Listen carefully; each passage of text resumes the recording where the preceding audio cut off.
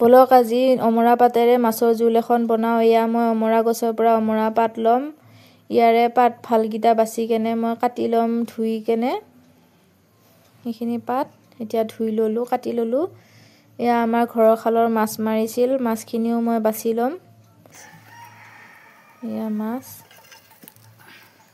এইখিনি মোৰ মাছ বাছি হ'ল। এতিয়া মই ইয়াতে নিমখ হালধি সানি ল'ম। ইফালে কেৰাহীত মই তেল বহাই দিছোঁ। তেলখিনি গৰম হোৱাত মই মাছখিনি অলপ অলপকৈ ভাজিম। আনফালে মই কুকাৰত পাতখিনি আৰু 2টা আলু দি কেনে বইল কৰিছোঁ। তাতে মই নিমখো দিছোঁ, এইখিনি দেখুৱাই নহ'ল।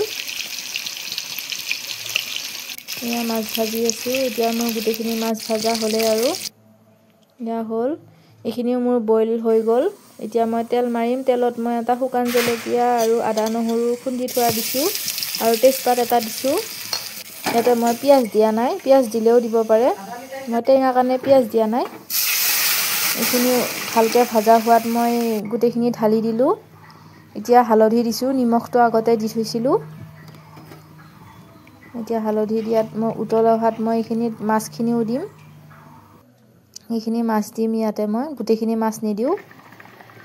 এইখিনি প্লেটৰখিনি গোটেইখিনি দিম।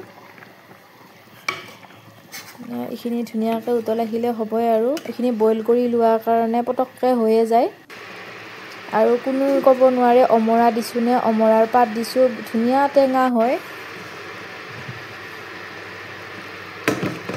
আৰু গোন্ধটো যে পূৰা অমৰা অমৰাই গোন্ধায়।